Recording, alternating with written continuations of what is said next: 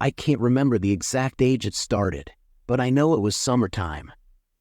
The sticky heat, the sound of cicadas, and the smell of sunscreen had always meant one thing: the beach. I remember that week clearly because it was our last family trip before school started again, a tradition my family held onto every year, as if we could stop time by holding on to those moments. We weren't rich, but we didn't need to be. My parents saved all year for this single week, a week of sunshine, waves, and boardwalk snacks. That summer felt no different, but it marked the start of something I can never forget. The beach trip ended like it always did, with the unpacking, the sadness that vacation was over, and the gnawing dread of a new school year ahead. The beach was always in the last week of August, meaning we had only 2 days of freedom before school began. We came home late on Sunday, leaving Monday to rest and Tuesday to prepare. But this particular Monday evening, something was off. I was in my room, reading and sneaking saltwater taffy from the boardwalk that I had smuggled into my bag. It was one of those nights when I felt like being rebellious, hiding under the covers with a flashlight, the sweet taste of forbidden candy melting in my mouth. The wind from the open window was cool, carrying the faint smell of the ocean with it, a scent that should have comforted me but didn't. Then it happened. The breeze, colder than it should have been, came from the wrong direction. I paused, flashlight flickering as if reacting to the chill in the air. The breeze wasn't coming from the window. It was coming from behind me, from the closet. My heart jumped into my throat as I tried to rationalize it. The window must have caused some strange airflow. That was it. But no amount of reasoning could explain what came next. The closet door was closed, and yet I felt the distinct sensation of something moving behind it, pushing against it from the inside, as though the wind was alive, pressing to be let out. I sat frozen, every hair on my body standing on end. The book lay forgotten in my lap. The wind grew stronger, more insistent, and this time, I could hear it, a faint rustling, like fabric dragging across the floorboards. It didn't sound like a breeze at all anymore. I imagined something crawling in there, some creature or presence from my father's old horror novels, waiting for the perfect moment to pounce. With my pulse pounding in my ears, I ripped the covers off, preparing to run. But there was nowhere to run. The hallway seemed impossibly far, and my parents were downstairs, oblivious. I took one hesitant step toward the closet, flashlight in hand, aimed directly at the door. My fingers hovered over the knob. And then it opened, just a crack. Enough to see something impossible, a wave, small but deliberate, lapping against the threshold. It was as though the ocean itself had seeped into my room. But this wasn't the ocean I knew. It was darker, the sand an inky black that seemed to drink in the light of my flashlight. No sound came from the waves, just the silence of the void. I stumbled back, unable to process what I was seeing. My closet, a door to another world. A world that looked like the beach I had just returned from, but wrong. There were no stars, no moon, just the endless stretch of water meeting an infinite, black sky. Without thinking, I took a step closer. My feet moved before my brain could protest, carried forward by some unspoken pull. I crossed the threshold, feeling the cool, damp sand beneath my feet, and for a moment, I felt weightless, untethered from reality. I glanced back at my room. It was still there, bathed in the faint glow of the flashlight. The open doorway remained, a portal between two worlds. The air was thick with humidity, heavier than the real beach, suffocating almost. My breaths came shallow, and yet I couldn't move. I had always loved the ocean, the freedom it promised, but this was different. The beach in my closet held none of the warmth or safety I knew. This place was hungry. I turned to face the ocean. My heart stopped. The waves were closer now, creeping up the sand toward me, faster than any tide should. I wanted to scream, but my throat closed up, and all I could do was stumble backward. The moment my feet left the wet sand and touched the floor of my bedroom, the door slammed shut with a deafening crack. Silence. My closet stood there, looking as ordinary as ever, the wooden door now firmly closed. My room was quiet again, the only sound the faint rustle of the wind through the window. But I knew something had changed. The door to the otherworldly beach was still there, hidden behind the thin layer of wood that separated my reality from whatever that place was. I didn't sleep that night. I couldn't. Every creak, every groan of the house settling sent my heart racing, convinced that the door would open again, that the ocean would come for me. But it didn't. The night passed, and by morning, the surreal terror of what had happened seemed to fade into the background, like a bad dream. I convinced myself that it had been a nightmare. Some trick of the mind, born from the stress of school and the disappointment of summer ending. But the feeling never left me. I could never quite shake the memory of that cold, black sand and the silence of the waves. Years passed. I grew older, and the memory of that night became just that, a memory. But it wasn't gone. It lingered, waiting. I left home for college, moved across the country, and started a new life. But every time I returned home, I couldn't help but feel a quiet dread settle in the pit of my stomach when I passed by my old room. I refused to stay in there, opting for the guest room or the couch, anything to avoid the closet. I didn't think about the beach again until the night before I left for college. That evening, it returned to me like a whisper, a faint reminder that the door had never really closed. The air in my room changed, thicker, colder, carrying the unmistakable scent of salt water. I stared at the closet, waiting. The door didn't open, but the memory did. It was years before I allowed myself to think about it again. After college, I'd managed to build a life far away from my childhood home. New friends, a career, and the distractions of city living kept me occupied. For a while, it seemed like I'd escaped whatever haunted me that summer night. But no matter how hard I tried to move on, the image of that black, endless ocean lingered in my mind. Every now and then, in moments of quiet, it crept back. I'd find myself drawn to any body of water, lakes, rivers, even the smallest pond would spark something deep inside me, a feeling I couldn't quite describe. Not fear exactly, but curiosity. A twisted sense of wonder. It wasn't until I took a trip back home that things started to unravel. It had been almost 10 years since I last visited my family's house. My parents had sold the place not long after I left for college, and I hadn't been back to that town since.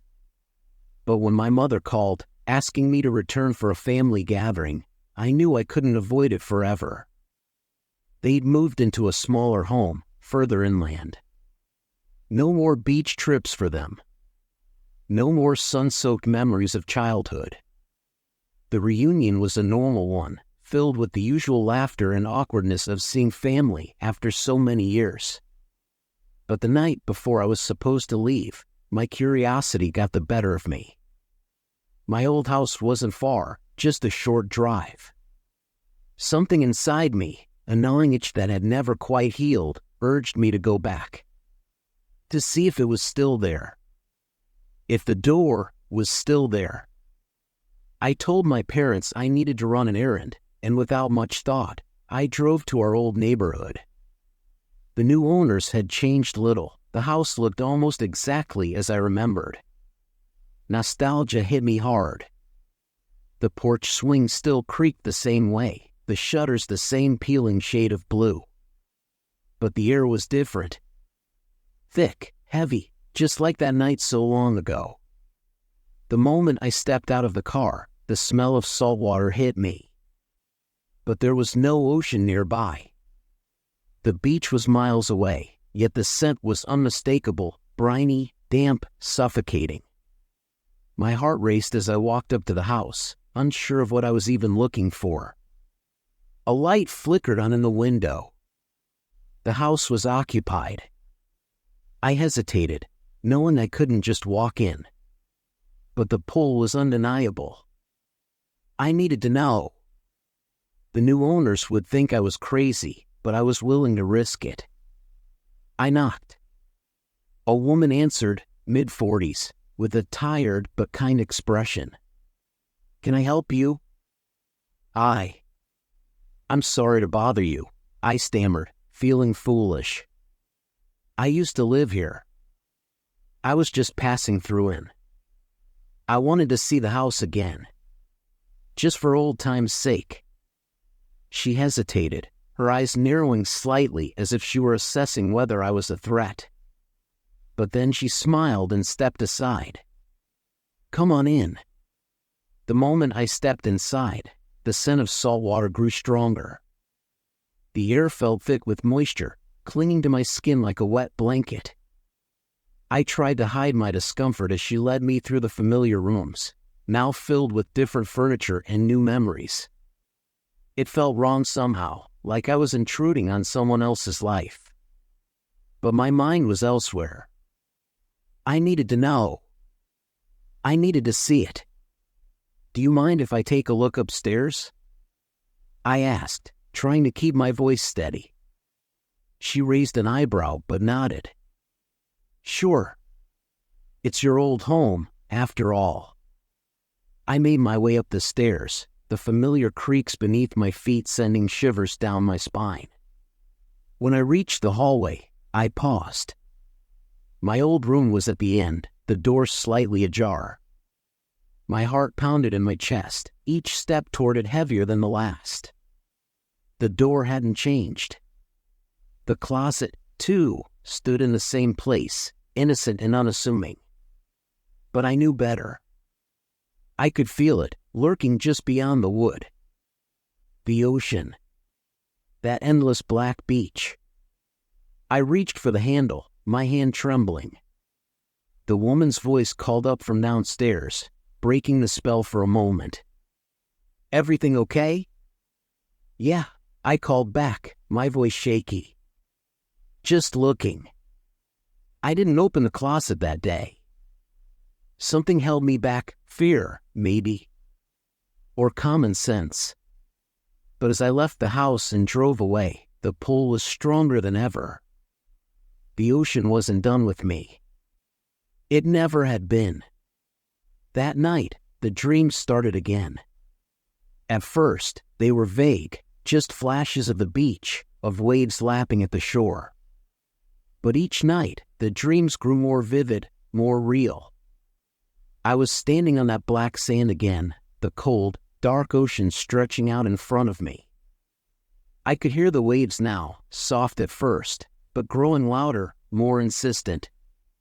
Something was in the water. Watching. Waiting. I'd wake up drenched in sweat, my heart pounding, the scent of salt water lingering in the air. I tried to push the dreams aside, to focus on my life. But the pull was stronger than ever. The ocean was calling me, and no matter how hard I tried to ignore it, it wouldn't let me go. I became obsessed. I started researching beaches, strange disappearances near the ocean, anything that might explain what was happening to me. I found stories, dozens of them. People who had gone missing, only to return with strange, haunting memories of dark beaches and endless seas. Some never returned at all. The more I dug, the more I realized I wasn't alone. There were others out there, people who had experienced something similar.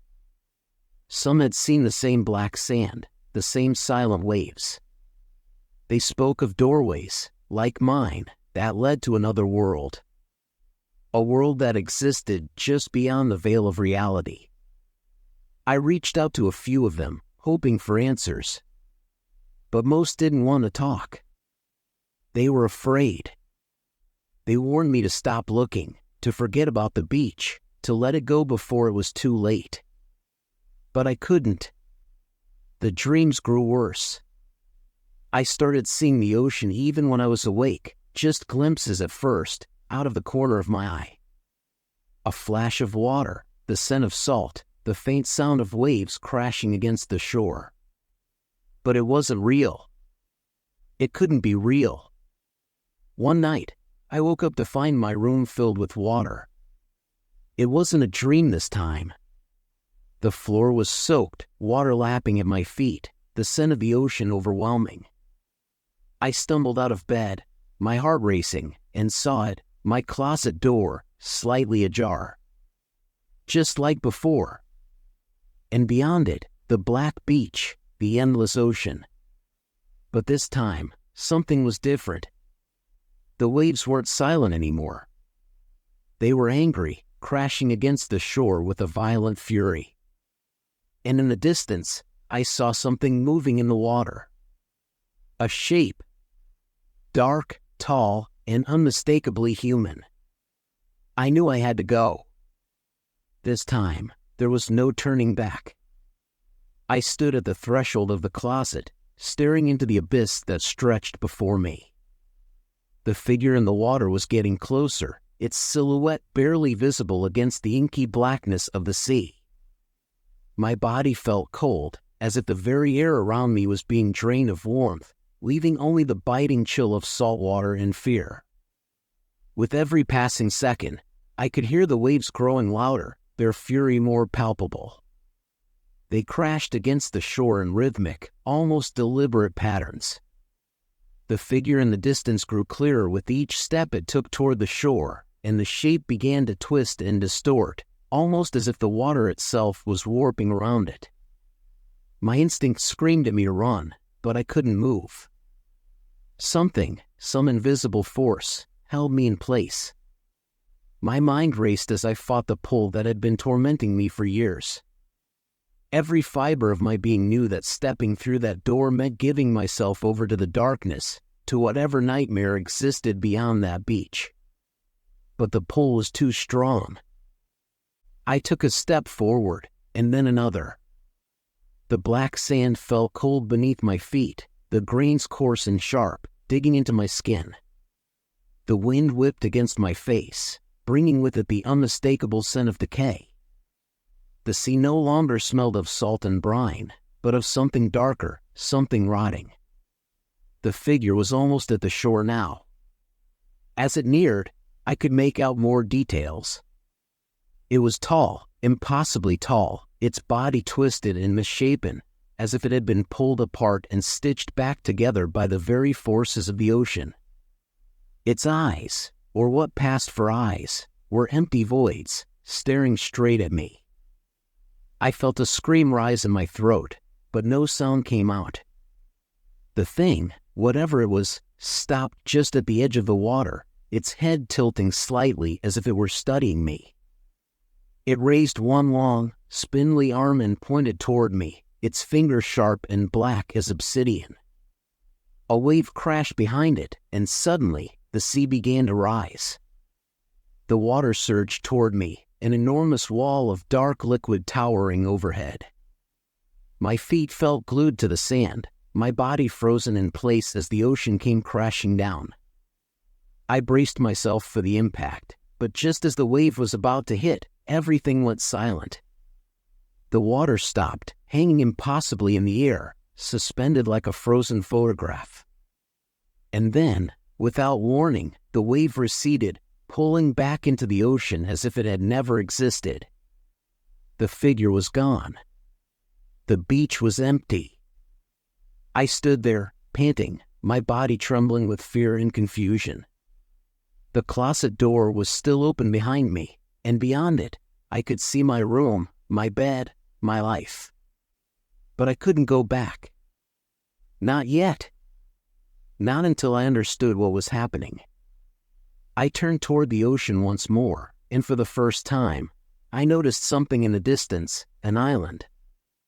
It was faint, barely visible against the horizon, but it was there. And I knew, without a doubt, that whatever answers I sought, they were on that island. The pull was stronger now, more insistent. I knew I had to reach that island. But there was no boat, no way to cross the ocean. As I stood there, wondering what to do next, the sand beneath my feet began to shift. It moved, almost like a living thing, guiding me toward the water. Without thinking, I stepped into the surf. The water was freezing, and yet it felt familiar, as though it had been waiting for me. The waves lapped at my ankles, pulling me forward, deeper into the ocean. As the water rose to my waist, I should have felt panic, but instead, there was a strange sense of calm. The ocean was welcoming me, drawing me in. I let it. The waves carried me out, away from the shore, toward the distant island. The journey was long, but the passage of time felt strange, almost distorted. Hours passed, or maybe days, as the ocean guided me across its dark surface. The island grew closer, its silhouette becoming clearer. It wasn't large, just a small mound of rock and sand, surrounded by jagged cliffs. But at its center stood something impossible, a structure ancient and weathered, like a temple or monument that had been forgotten by time. As I stepped onto the shore, the air around me shifted again. The scent of salt water was gone, replaced by something else, something old and musty, like the air at a crypt. The island was silent, save for the faint sound of the wind whistling through the rocks.